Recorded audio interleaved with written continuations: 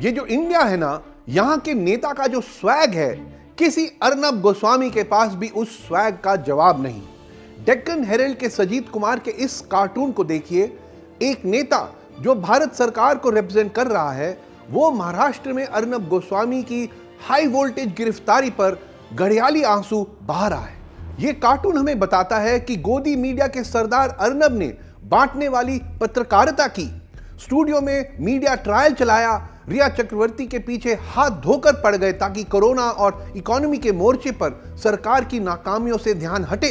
लेकिन जब महाराष्ट्र पुलिस अर्नब को अरेस्ट करने उनके घर पहुंची, उस वक्त कोई नेता उनके बचाव में सामने नहीं आया।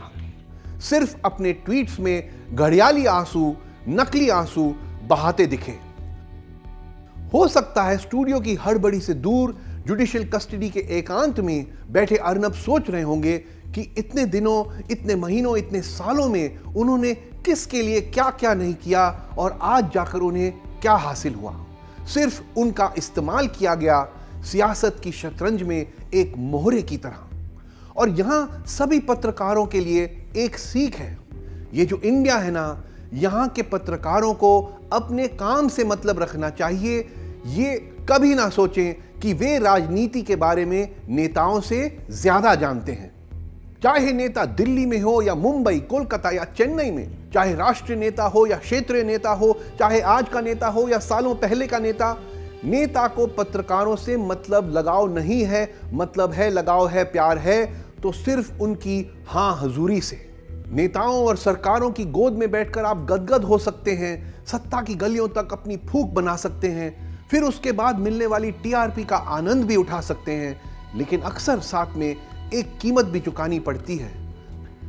आप सच से दूर चले जाते हैं, सत्ता के चाटुकार बन जाते हैं और फिर भी एक दिन जब आप चाहते हो कि आपके सियासी दोस्त आपको बचा लें, वो नजर नहीं आते।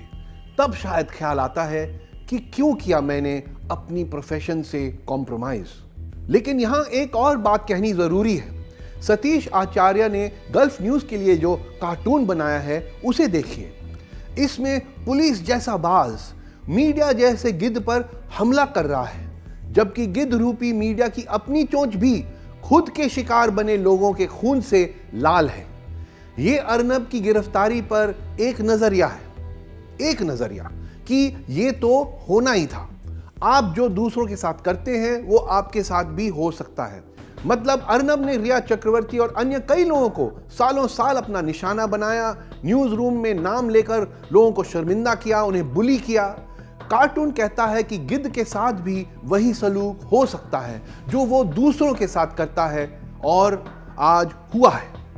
लेकिन इस नजरिए से हमें असहमत होना चाहिए। इस बात से फर्क नहीं पड़ता कि हम अर्नब ब्रांड की पत्रकारिता से सहमति नहीं रखते, सिर्फ पत्रकार के तौर पर ही नहीं बल्कि बतौर नागरिक जो कानून के राज में विश्वास रखते हैं। अगर अर्नब की गिरफ्तारी राजनीतिक वजहों से हुई है तो हमें उनकी गिरफ्तारी का जरूर विरोध करना चाहिए। आर्किटेक्ट अन्वय नायक की खुदकुशी सुसाइड नोट, जिसमें अर्नब गोस्वामी का नाम, 83 लाख रुपए का बकाया पेमेंट, क्या ये सब आत्महत्या के लिए उकसाने या एडबेटमेंट ऑफ सुसाइड का केस बनाने के लिए काफी है? एक क्लोजर रिपोर्ट लग चुके केस को फिर से खोलने की जरूरत बनती है। इन बातों का कानूनी पक्ष अभी देखना बाकी है, लेकिन फिर भी जैसा कि एडिटोरियल गिल्ड ऑफ इंडिया ने कहा है, अर्नब को ऐसे हिरासत में लिया जाना काफी परेशान करने वाली बात है। महाराष्ट्र सरकार से उम्मीद जताई जा रही है कि अर्नब गोस्वामी के साथ सही बर्ताव किया जाएगा और आलोचनात्मक रिपोर्टिंग के खिलाफ सरकारी तंत्र का दुरुपयोग नहीं किया जाएगा। यह कहना जरूरी है, राजनीतिक मतभेदों से निपटने के लिए किसी के भी खिलाफ, चाहे वो पत्रकार हो या आम नागरिक, कानून, पुलिस और सरकारी तंत्र का इस्तेमाल ना हो, ये जरूरी है। और एक पॉइंट जिसे मेरे सहयोगी अरूप मिश्रा ने अपने कार्टून में अच्छी तरह से समझाया है, और वो ये कि जब हम अर्नब गोस्वामी की गिरफ्तारी का विरोध करें तब वो इकलौते ऐसे पत्रकार नहीं होने चाहिए जिनकी गिरफ्तारी का विरोध होना चाहिए। हमें कश्मीरी फोटो जर्नलिस्ट मसरत जहरा की गिरफ्तारी का भी विरोध करना चाहिए, जिन्हें सोशल मीडिया पर सालों पुराने एक पोस्ट के लिए UAPA के तहत गिरफ्तार किया गया था। हमें प्रशांत कनौजिया की गिरफ्तारी का भी विरोध करना चाहिए, जिन्हें सोशल मीडिया पोस्ट के लिए एक नहीं बल्कि 2 साल में 2 बार यूपी पुलिस ने गिरफ्तार किया। हमें यह प्रश्न भी उठाना चाहिए कि क्यों मणिपुरी पत्रकार किशोर चंद्र वांगखेम को भी सोशल मीडिया पोस्ट के लिए जेल में रखा गया है।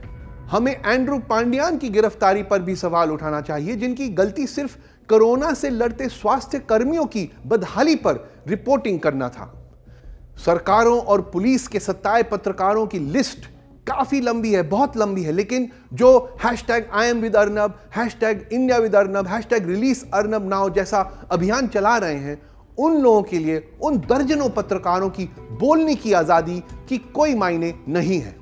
आज इतने सारे केंद्रीय मंत्रियों का अर्नब के समर्थन में ट्वीट करना तब हास्यास्पद लगता है जब मौजूदा सरकार के ही कार्यकाल में वर्ल्ड प्रेस फ्रीडम इंडेक्स में भारत 180 देशों की सूची में 142वें स्थान पर जाकर गिर चुका है। ये जो इंडिया है ना, यहां सिर्फ अर्नब गोस्वामी की फ्रीडम ऑफ स्पीच कीमती नहीं है, हम सबकी है।